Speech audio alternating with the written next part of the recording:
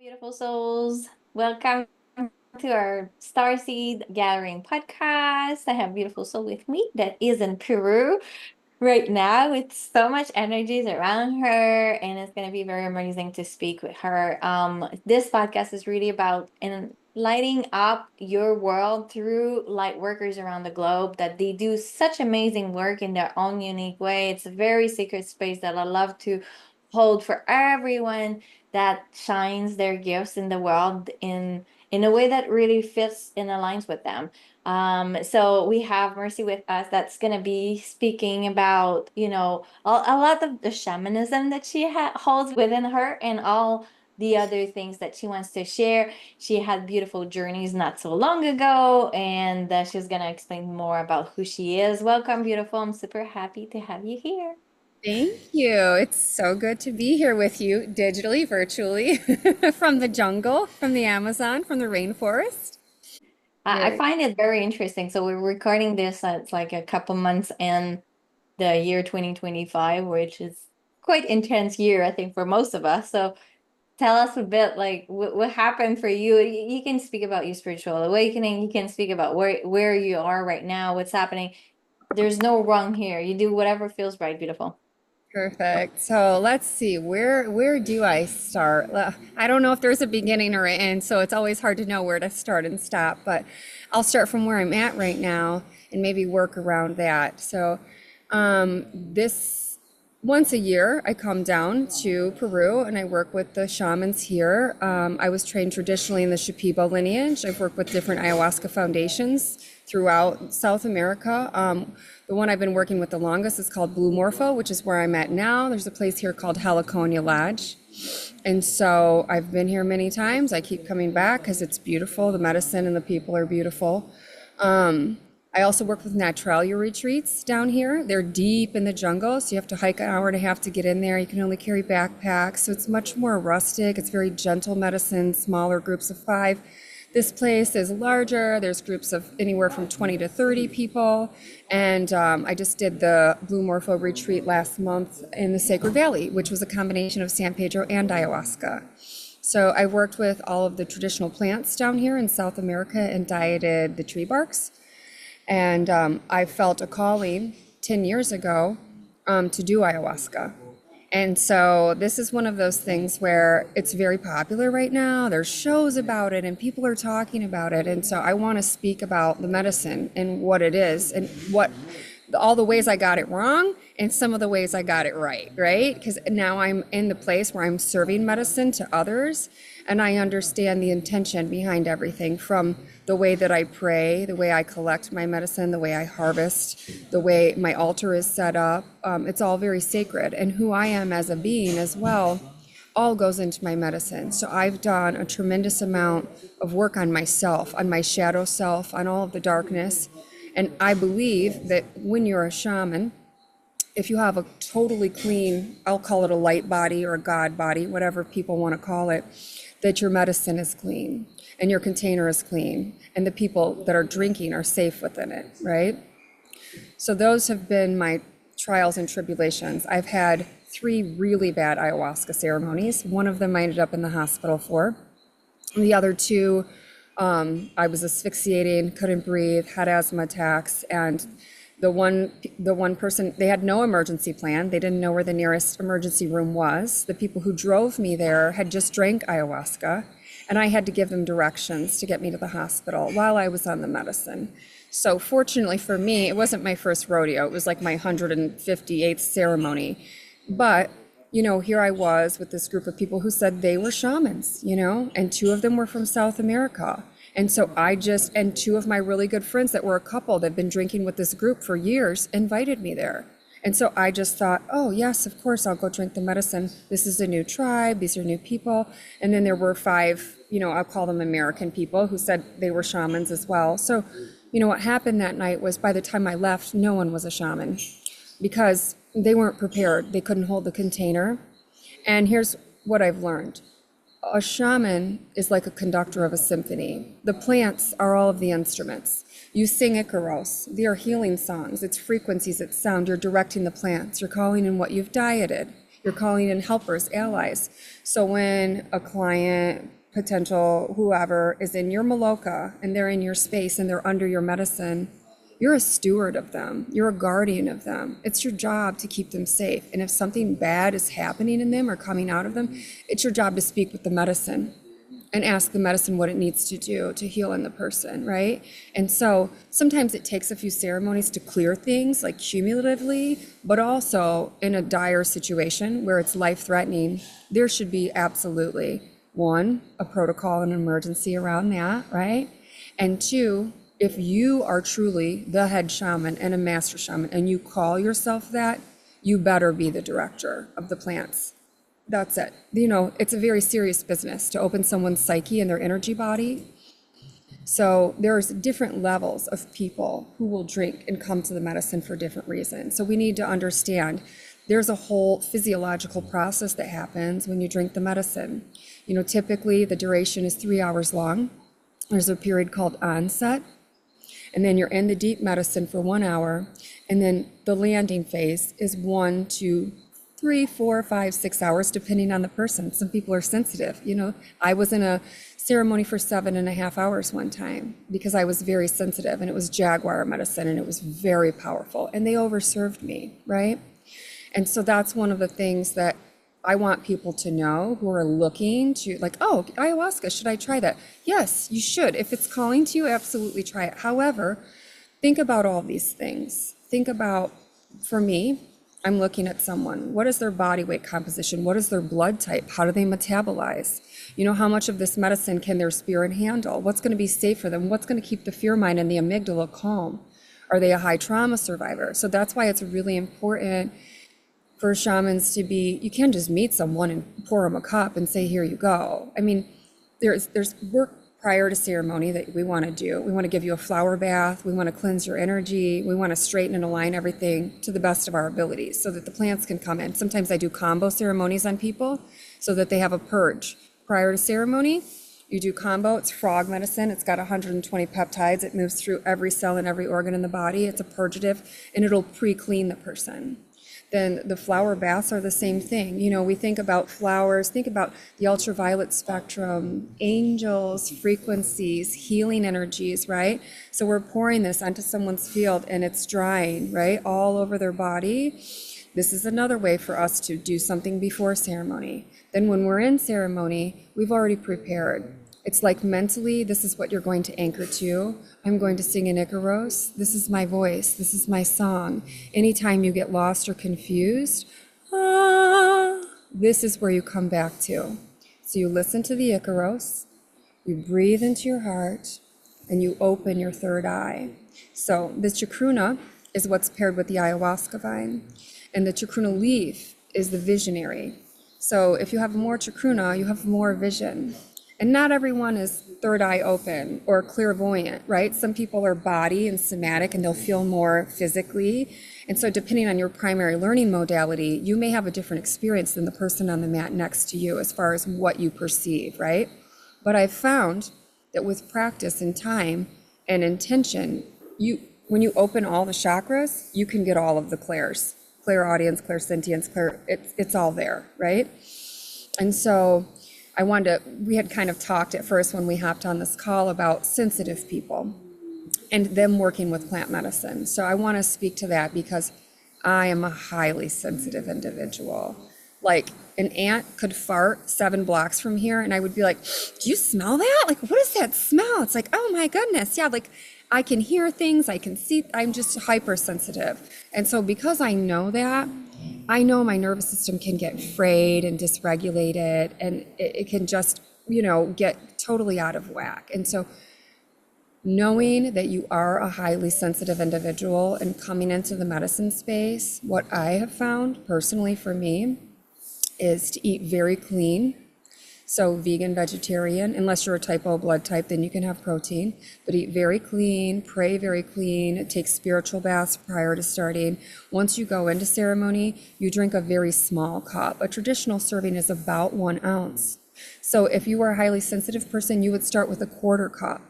And if you wanted to add a little bit of more chacruna to make it a 1/3 of a cup, That's where I would start for the sensitive person. So for the first hour, you're going to feel onset.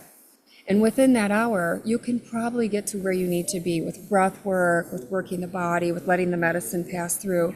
And if then you need to add a little more an hour later, you can, but you can't take it out. So I learned that lesson the hard way, right? I mentioned I went to a Jaguar shaman and they poured me a triple cup and it just blew me out of the cannon. And when he handed it to me, I said, "Are you sure you want to put that much ayahuasca in me?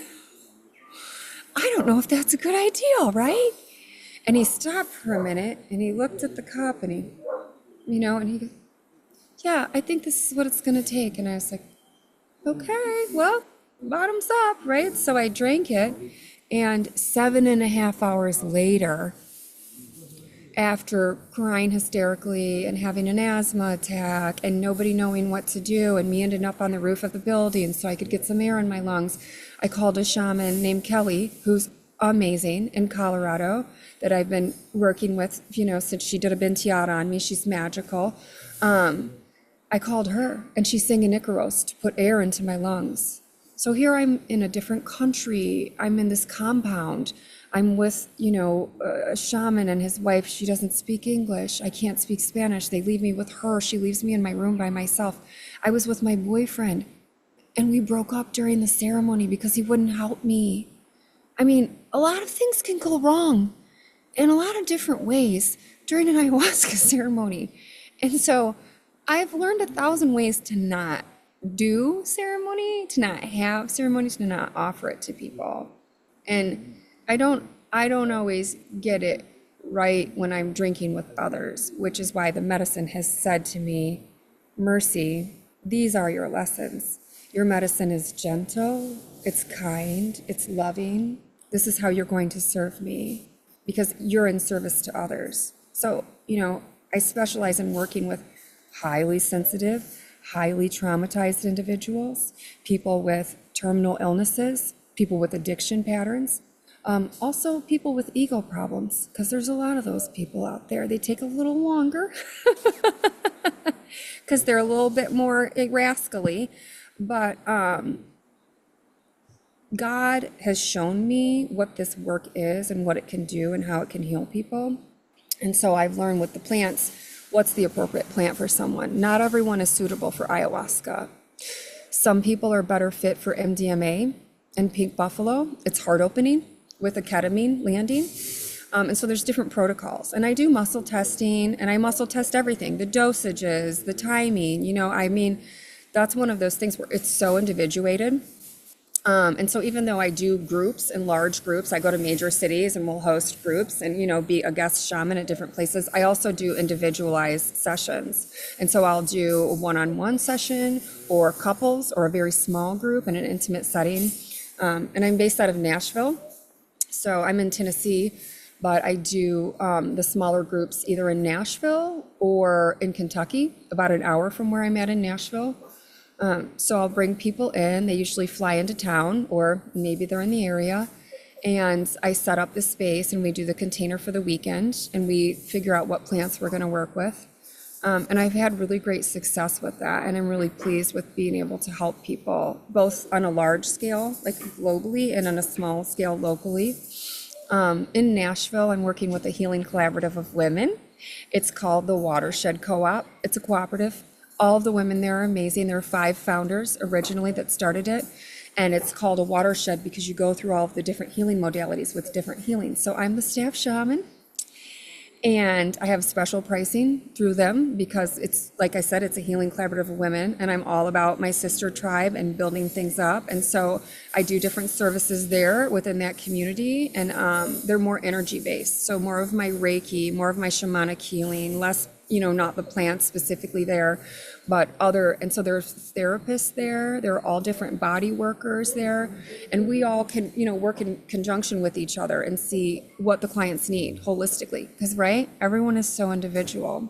So I feel like I kind of dabble in all these different areas.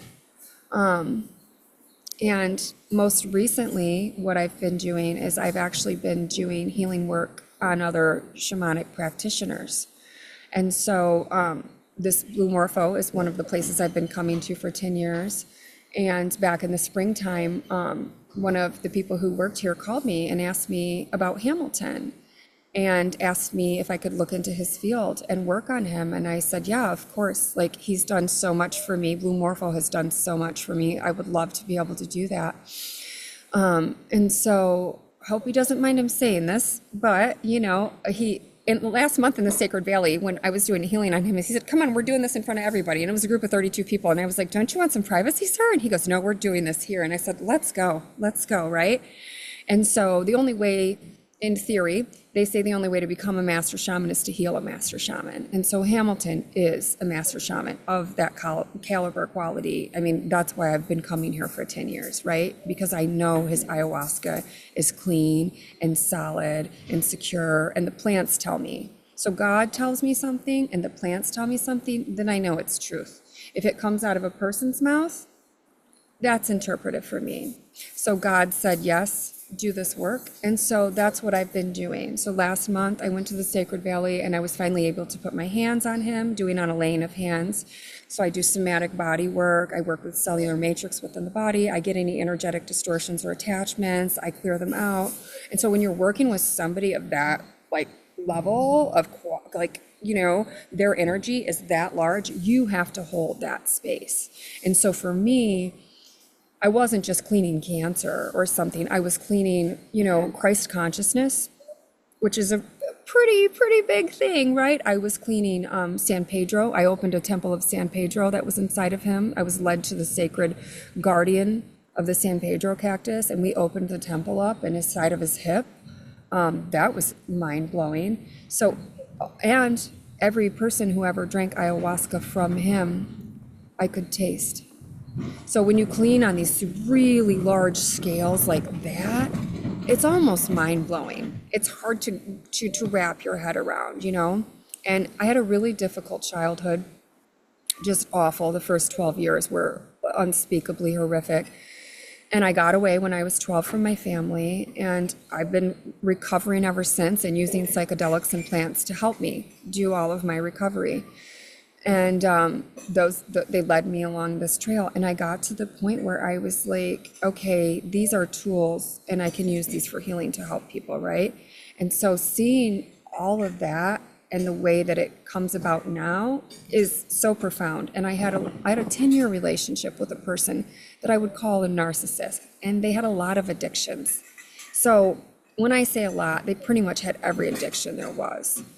And I was like, God, why am I going back to this horrible person? I mean, I kept going back like a puppet, crying, saying, what am I doing?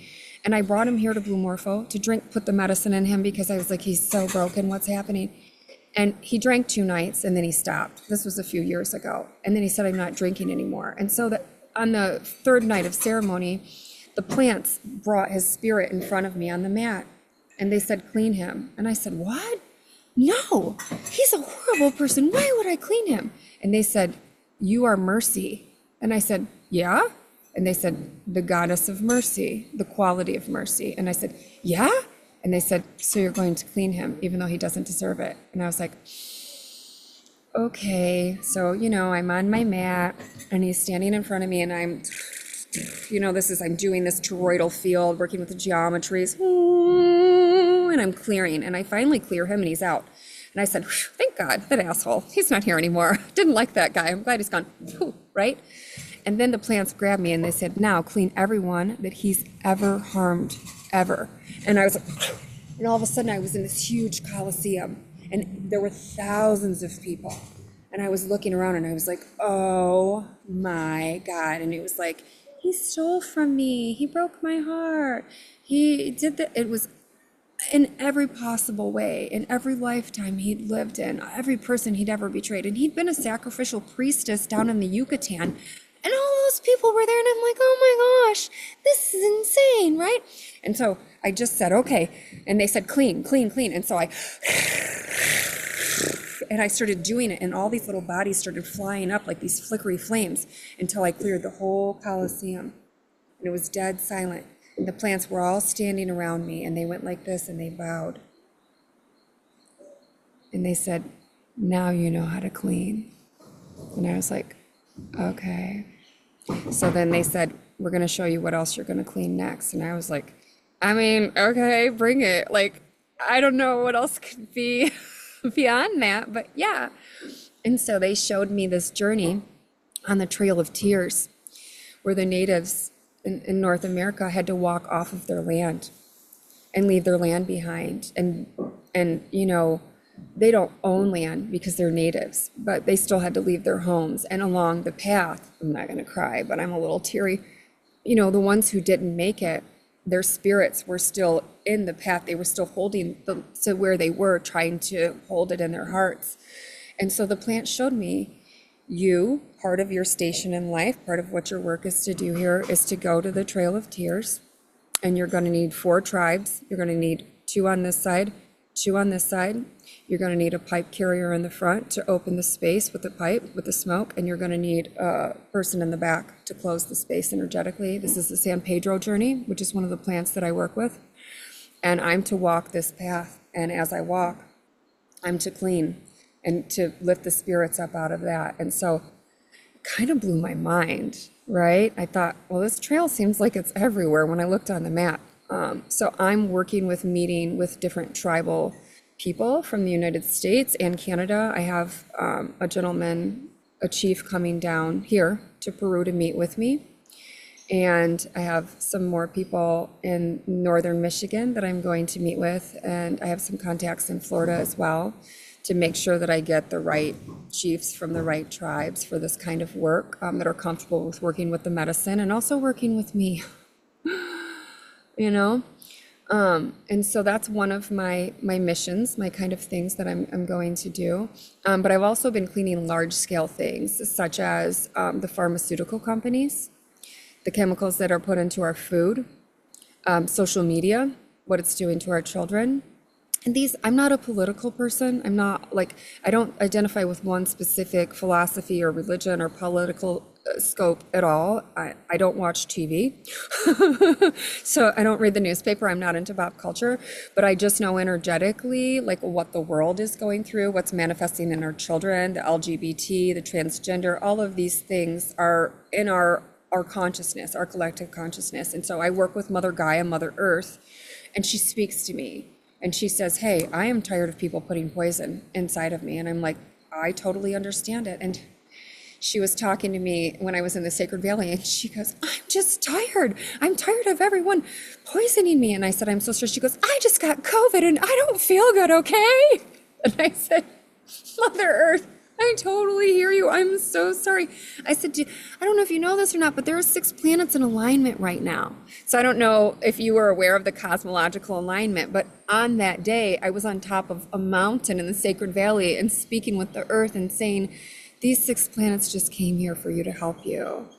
And they all love you. And I had my tuning forks that had all the frequencies of the different planets, and I'm playing them for her and I'm putting them into the earth. And then the next day, she's like, I'm going to need help. I said, no problem. I've got you. And so what I found in ceremony that I can go into a labor and delivery situation and actually give birth to angels. And so use your imagination, but the earth needs angels, more and more frequencies to lift up here. And so this was one of those things where down in the Maloka, they're with the plants. They're working with 32 people. They're asking for help. They're asking for the earth's consciousness. They're asking for all these things. So I'm like, okay, well, if we need all those things, they got to come from somewhere. And I need to bring them in. So I rented the spa, which is on top of the mountain. And I had a little labor and triage up there. And I'm up there, with my ice chips and crackers. And Hamilton comes up there and he says, what are you doing? I said, oh, sir, I've rented the spa. I said, I need to birth some angels today.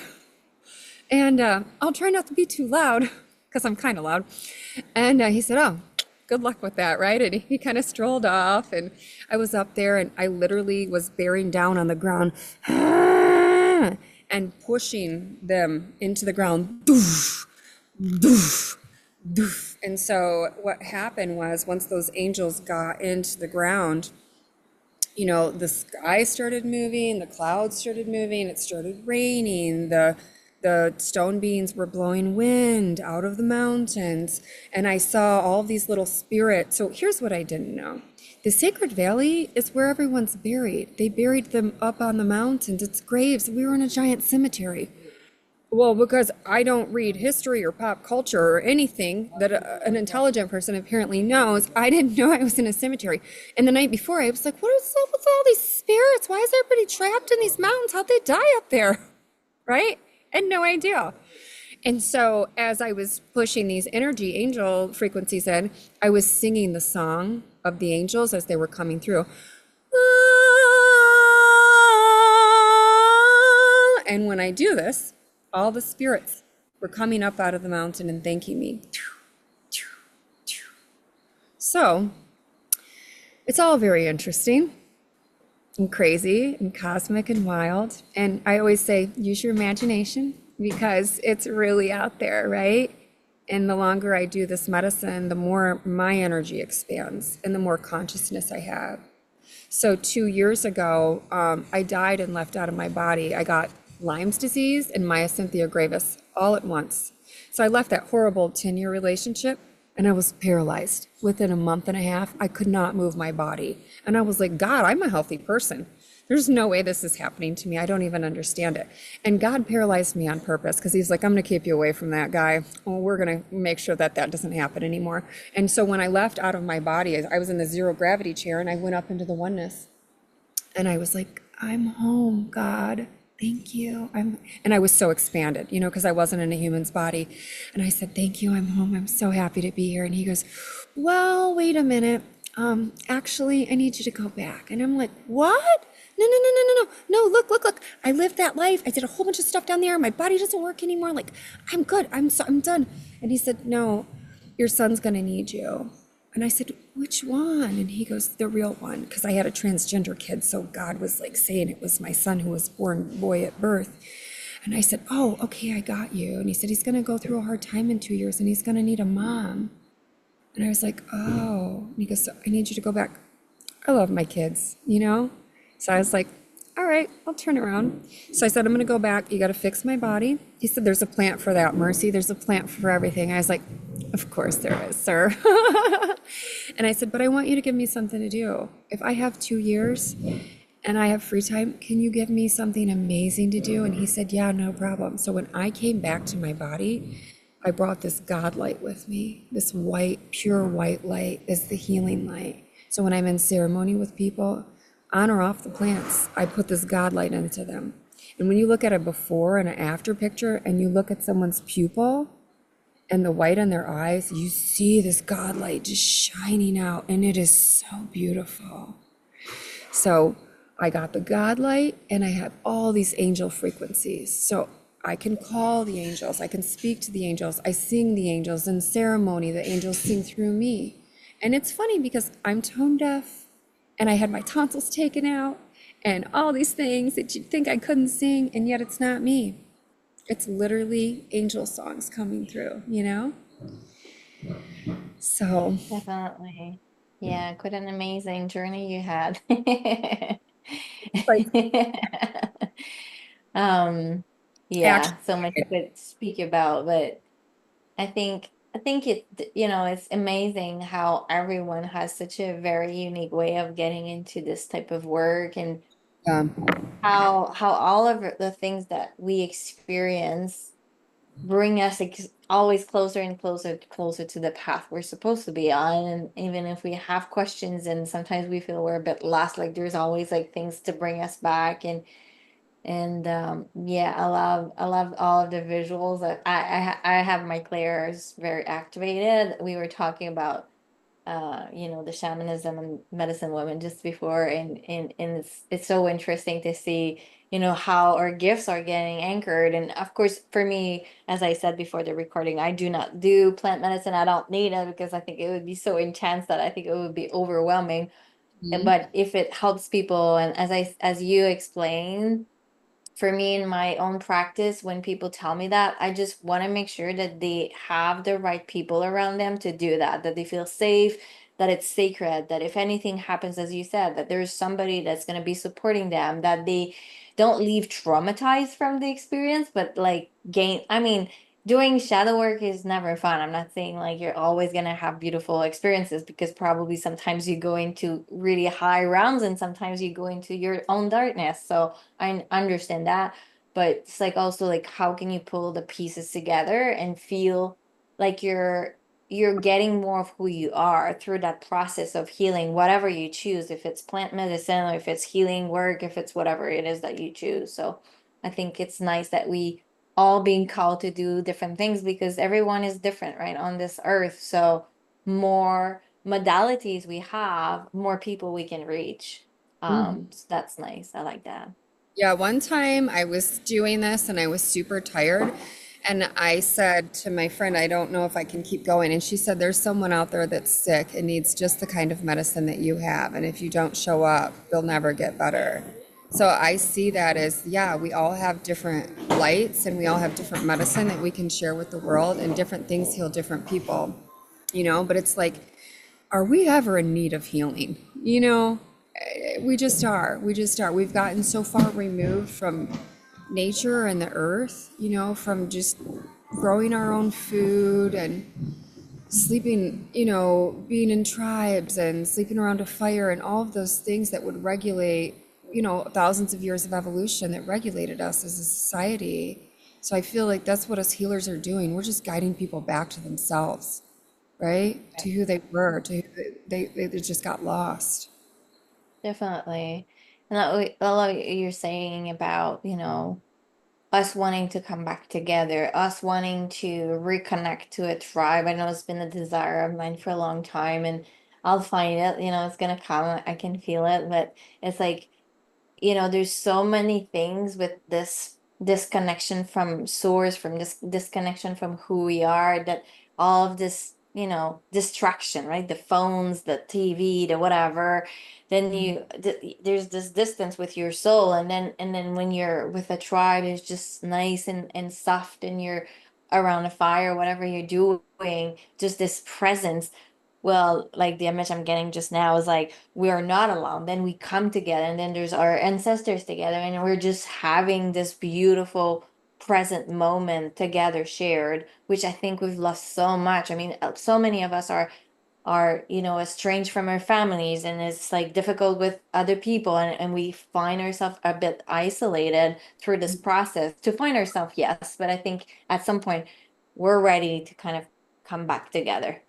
Absolutely. And I call COVID the Great Awakening, because what it did was it disrupted a lot of people who were just kind of sleeping through their lives. And so it forced us in some ways to come together. In other ways, it separated us. And so it's interesting to see how that unfolds in the future going forward, how it's affected people. I mean, it definitely changed online things like shipping, delivery. People can now work from home, get everything delivered to their home. I mean, everything could be online. So if they wanted to be that isolated, they could. But it also made a bunch of bicycles and campers get sold. So people started camping. So there's all these different nuances of like how it helped and hurt people in different ways. And I think that's any challenge in life. You can take what it is, even if it's a tragedy, and you can make a blessing out of it, or you can suffer in it, right? And of course, Yeah. it's sad for the people who left, but I also think that the earth was ready for a large collection of spirits to depart, and that was part of the evolution of things, as sad as it was. And so I would like to think that all those people that, are no longer here in those bodies, maybe they got to go somewhere really amazing. Maybe someone, God made a new planet and it needed some really beautiful people. Maybe that's where those people are. I don't know, right?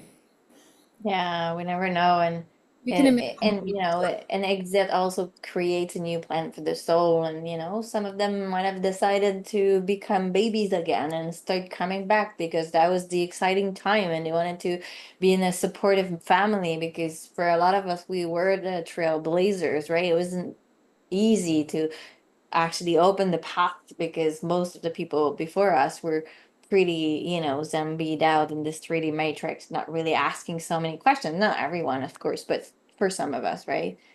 Yeah. Absolutely. there's a bigger plan. We don't know exactly what it is. I think at some point, I think pieces of the puzzle will come together, but we can only do the best for ourselves and support each other when we have those beautiful gifts like you do, and making sure that we use them in the most sacred way possible. It's very warm. It's very humid here. I don't know if you saw this, I but know. a little princess It's shaman all good. going All over. good, yeah. All good. So, yeah, if anyone wants to connect with you directly, to have maybe more information in plant medicine that you use or in your sessions that you were talking about, like more like in a small containers, bigger containers, the women's group that you're part of, how can they reach out to you? Like, what's the best way of reaching you? So I have a website. It's Mercy Rose 777, and so I'll give you a link to all of that. I'll send you a link in the show's notes, but also Watershed Co-op Nashville. They can Google that.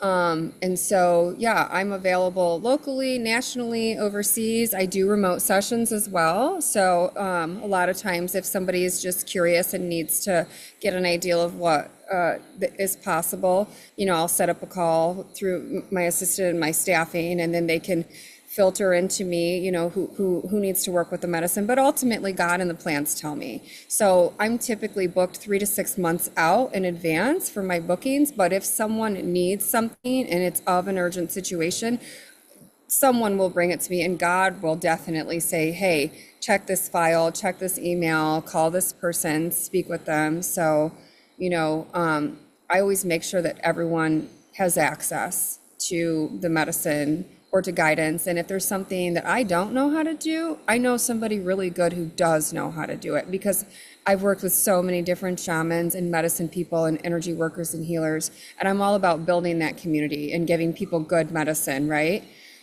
So yeah, that's kind of Yeah. the best way to go about doing all of that.